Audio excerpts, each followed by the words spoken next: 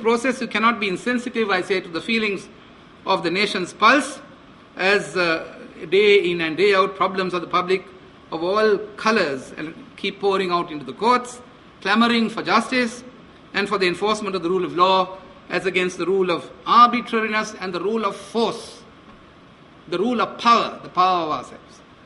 This is a message that I would therefore share with you about public confidence in our work. Now, can I quickly say something about justice according to law? You have to bear in mind that a judge's personal views on social or political philosophies have no relevance in our courts. Have no relevance in our courts. Your interpretations must be in the terms of the law and the law alone. We sometimes, sitting in appeal, barely see references to case law or statutory provisions in judgments. This is nothing, I say, but absolute apathy. In the lower courts, we find the law must be ascertained in strict relevance, or perhaps in the context of the statutes, principles applicable of the applicable law, and the decisions of courts higher in hierarchy. The doctrine of stare decisis must be followed.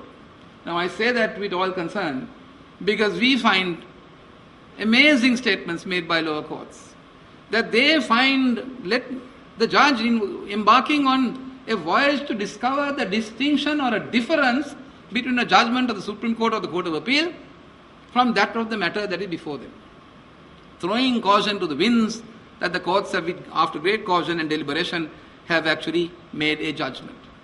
There is nothing very clever, and I can tell you 9 times out of 10 you will be wrong. So therefore, you must have respect for the doctrine of the stare decisis. Even in the higher courts, a 3-bench decision you will see will bind another 3-bench unless the previous decision is per incuriam. That's the position on that. So we, in the appellate courts, use judicial methods, mechanisms to develop legal principles, subject to the limitations that the Rubicon separating the judiciary from the legislature must never be crossed. That's the caution that we take. We don't have to get into the realms of politics. We just apply the rules of the law, the rule of law, in accordance with what we are trained to do, and we do what we are trained to do. And it is when we indulge in things that we are not trained to do that we run into heavy weather, my friends. So let's keep the ship virtually in the waters that we know to chart in. Let's not venture into these uncharted seas. Now, let me say a quick word about the freedom of speech and the judge. Now, you have to exercise restraint, I say, in judicial pronouncements. Justice, of course, is not, as I said, a cloistered virtue, and the right to public scrutiny is an essential part of the judicial system. Restraint in language is the hallmark of a good judge. Restraint in language, I say, is a hallmark of a good judge. Be careful how you express yourself, what you say from the bench, what you put down on paper. Because after all, remember that no one can stop you from saying what you're saying. No one can stop you from writing what you want to write. For that simple reason, be restrained in what you are going to say. Because what we see between the two covers of a docket or a file or a case file may not be exactly what has really transpired in that transaction. So no doubt our Constitution preserves the freedom of speech and expression as a fundamental right, which I would say applies across the board. It is a right which the judiciary itself enjoys. After all, we are not supposed to keep silent. We can say it, and we need to say things when we need to say things. But we have to be restrained. In other words, weigh every word that you say, because it's so valuable. You say it on behalf of our people. So therefore, the litigant on the receiving end, remember that whatever you say, the litigant who is at the receiving end is helpless and harsh. Judicial pronouncements will remain a lasting stigma on his reputation.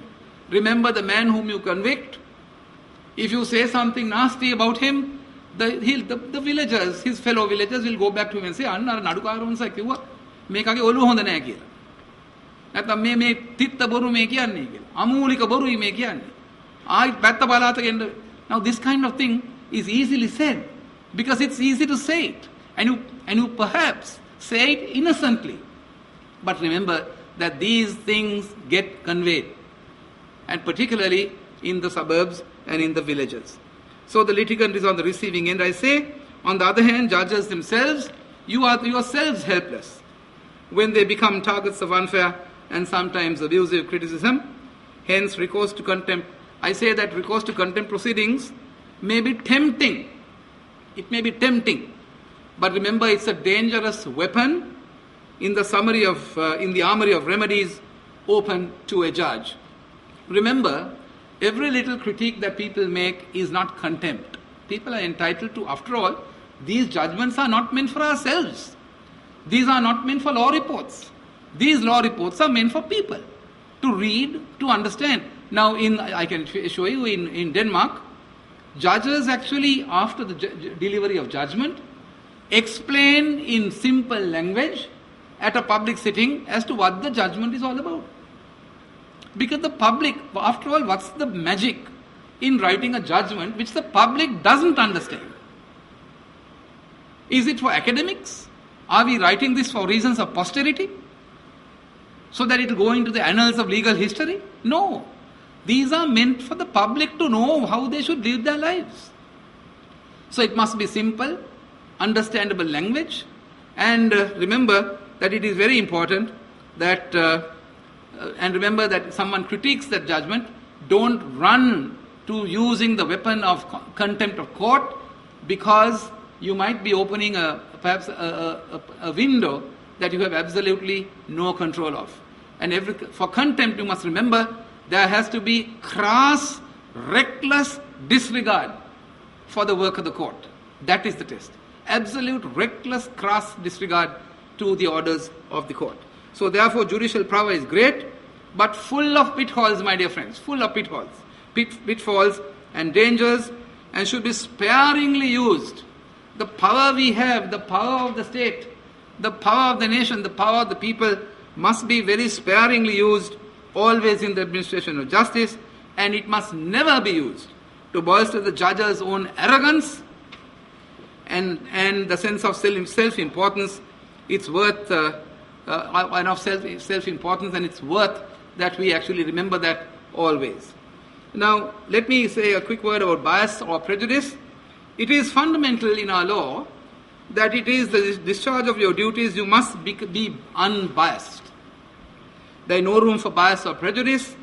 I receive petitions which tell grim tales of judicial aberrations and even some shocking instances of depraved and immoral judicial behavior. I must tell you that these blemishes do not reflect well on the integrity of the judiciary. You must desist from allegations of depravity. Now, there is a very unsavory practice that is growing. Mr. President, I recommend that you actually advise your judicial officers to desist from what I'm going to tell you now. We receive on a daily basis petitions about judges from judges. Now that's interesting, isn't it? Petitions of judges from judges. And I see them talking to each other also in different places. And we have traced it down, it's under inquiry at the moment. And some of the most disgusting things are written about their own friends. You, about your own friends. Disgusting. Disgusting in that they are near pornography. If I showed that to a member of the public who had nothing to do with the judiciary, they might wonder what kind of a judiciary that I was running or heading. Near pornography about their private lives, what they were doing short of what is going on in their bedrooms. Now, is this the kind of behavior responsible judicial officers are undertaking? Is this the kind of behavior that you people can be heard to be living? If that is the case, I think it's time we shut the courts down and look to something different. I'm very sorry to say I'm saying this because we're all friends, we're all in-house. We can talk about this openly. When can I otherwise tell you this? Please desist from and let us rise to a different level of conduct, Mr. President. And not go along doing these petty things I am open to discussion at any time. At any time. You are free, we can talk freely. And there's nothing that we can't talk about. We need to actually stand side by side with our colleagues, holding hands and ensuring that we lead our lives. After all, none of us are very affluent people in our own right. We need to hold hands and kind of support each other, not destroy each other. So please bear that in mind, and I hope that when we start 2014, these petitions will stop. And I can assure you that if the petitions do continue, the investigations are going on and very serious sanctions will follow to those of them who indulge in this kind of very sordid activity. Now, I want to tell you that you probably know that we have actually spent over 32 million rupees this year on judicial training. Minister, you have been pleased to provide some of the money, and over 32 million rupees has been provided for judicial training. And that's the investment the state is willing to make. That's the kind of investment. And I can assure you in 2014, it will be 3 times that. And that's the kind of, that's the investment. And you can imagine with what expectations that investment is done. Now let me just tell you, having done all this investment, a few days ago I happened to walk in Herstoff. I do that quite time and again. I sit behind courts. I just watch proceedings. And I found, notwithstanding all the investment, all the training, 5 courts shut down at 10:45 in the morning. Now what is the point of the investment of 32 million and more if 5 courts are shut down at 10:45 and 11 in the morning? Now we cannot have that, my dear friends. You can't be going to pinkamas, danes, weddings and then do this job also. And more particularly in the outstations.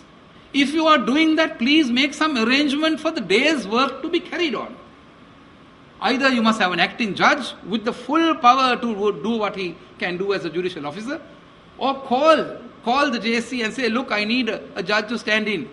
We can't have one day in which a court is shut down and the registrar giving dates to people. We cannot have it. If I said that to my colleagues abroad, they would wonder whether I live in a primitive land in Africa. This is not an 8 to 4 job. It's not a nice little job you can sit on, go in a government car, you have your driver, your policeman, you drive on the road, you are comfortable. No, that's not the job. Your core activity is the activity on the bench, my dear friends. I am saying, I must say that most of you do that bit with great, impeccably, perhaps with great promise. But there are others of them who do not do what they have to do for the day. So please be conscious and be kind of dedicated to what you are doing. Remember this, even when you present yourself in public, be careful in the way you dress. There was an occasion where I had to attend a particular judicial officer was not well in hospital, and I went into that place and I found 2-3 people gathered there all together. I thought they were the driver and the peon, but I was told that they were actually the judges. Because that is how they were dressed. I really thought it was the driver and the peon actually who had come to hospital to see the patient. But I was quickly told that it was actually a judge. But not 1, but 2 or 3. All I'm saying is, I'm not saying be crispily dressed all the time. No. Present yourself. After all, you're a judicial officer wherever you go. You get into a plane, they say, that's the judge of Ratnapura. Or he is the judge of Avisavela. That's the judge in Colombo. People know you. When you get into a bus, make sure that you simply quietly go and sit at the bus and not right behind where the monks will sit. When you get into go to a public place, be properly dressed. Speak civilly. Present yourself well. Because after all, you stand up for the judiciary.